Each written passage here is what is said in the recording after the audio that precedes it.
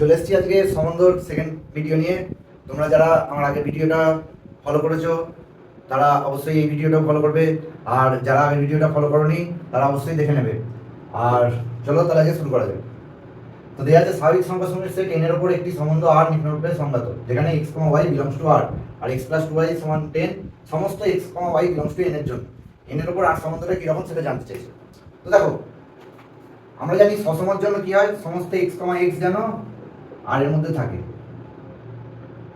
তো এখন আমি যদি x + 2x সমান 10 করি, তাহলে 3x সমান 10 হয়ে যাচ্ছে, তাহলে x সমান 10/3 হয়ে যাচ্ছে। কিন্তু x সমান যদি 10/3 হয়ে যায়, সে x টা তো আর ন্যাচারাল নাম্বার হচ্ছে না, কারণ এখানে বলেই দিয়েছে সমস্ত x, y belongs two natural number হতে হবে, তাহলে এটা সসম হচ্ছে না। তো এবার দেখবো আমরা প্রতিসম হচ্ছে কিনা। তো প্রতিসম হওয়ার জন্য দেখো আমি একটা উদাহরণ ধরলাম 6,2, যেটা কিনা r এর মধ্যে আছে। কেন? কারণ 6 + 2 × 2 সমান 10 হচ্ছে। 2,6টা কি r এর মধ্যে আছে? দেখো 2 + 2 × 6, তো 6 দিয়ে 12, 12 দিয়ে 14, দেখো তাহলে 2,6 does not belongs to r। এবার দেখো কি সংক্রমণ। তো ধরো আরেকটা কিছু উদাহরণ নিলাম, যেখানে 6,2 আর এর মধ্যে হচ্ছে, আর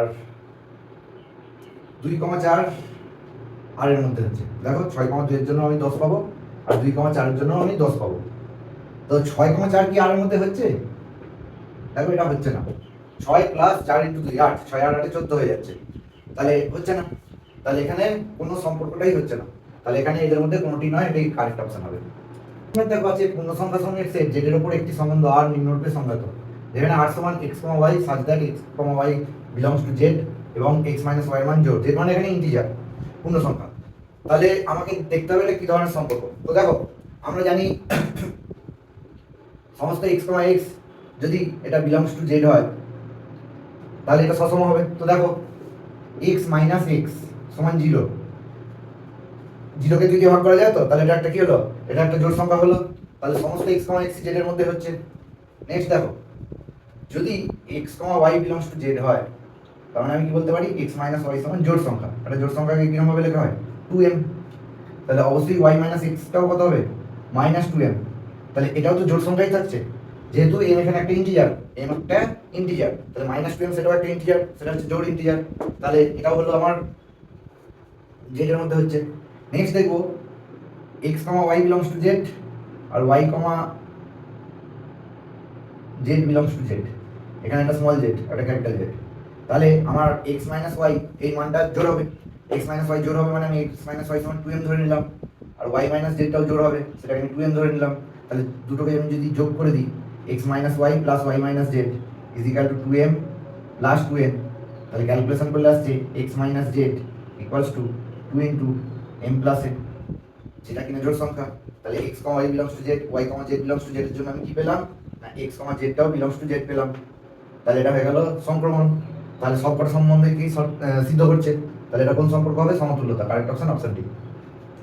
নেক্সট ম্যাথ দেখা আছে বাস্তব সংখ্যা সমূহের সেট r এর উপর একটি সম্বন্ধ s নিম্নরূপে সংজ্ঞাত, s = x, y such that x² + y² = 1 সব x, y belongs to r এর জন্য। তো দেখো এক একটা বাস্তব সংখ্যা, তো তাহলে এক যদি একটা বাস্তব সংখ্যা হয়, তাহলে আমার সসম হওয়ার শর্ত কি বলছে না 1, 1টাও যেন এখানে s এর মধ্যে থাকে। তো দেখো এটা কি আছে, 1² + 1² এটা সমান কি 1 হয়? হয় না, তাহলে এটা সসম হচ্ছে না, কারণ 1² + 1² 2 হয়ে যায়, যেটা কিনা নট ইকুয়াল টু 1 হয়। তাহলে এবার দেখো প্রতিসম হচ্ছে কিনা। x, y বিলংস টু যদি s হয়, তাহলে বলছে y, x টাও যেন s এর মধ্যে থাকে। তো দেখো সেটা হচ্ছে কি, দেখো x² + y² সমান যদি 1 হয়, তাহলে আমরা বলতেই পারি y² + x² ও 1, তাহলে এটা সসম হচ্ছে, এই সরি প্রতিসম হচ্ছে। এবার দেখো সংক্রমণ হচ্ছে কিনা।